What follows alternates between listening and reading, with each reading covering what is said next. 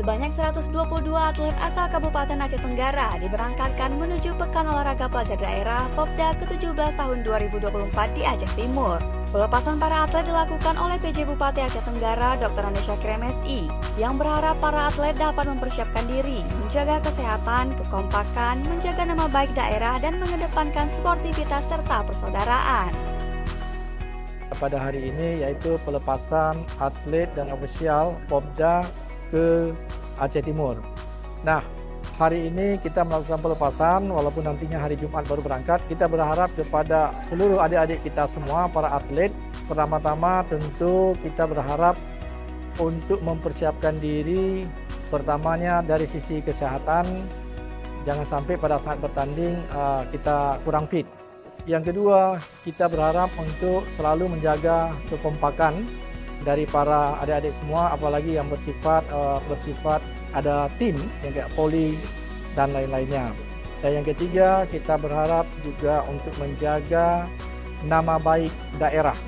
Ini penting karena kita juga mempromosikan daerah kita bahwa Aceh Tenggara bagian dari Aceh, dan tentu di dalamnya adalah kita menjaga keharuman nama baik kita, dan tentu yang beririsan keempat adalah sportivitas.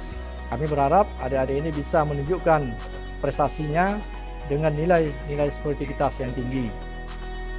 Kepala Dinas Pariwisata, Kepemudaan dan Olahraga Bakri Saputra mengatakan, 122 atlet yang diberangkatkan telah melalui tahapan seleksi yang digelar selama lebih 2 bulan. Total peserta yang diberangkatkan terdiri atas peserta, penanggung jawab, ketua kontingen, tim aju, pelatih, ofisial, koordinator cabur, dokter dan tenaga medis, serta supir. Atlet Aceh Tenggara akan bertanding dalam 7 cabang olahraga.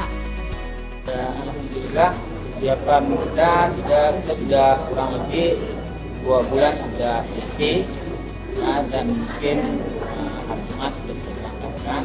Jumlah kontingen kita sebanyak 122 orang dengan 7 cabang olahraga yang akan kita ikuti.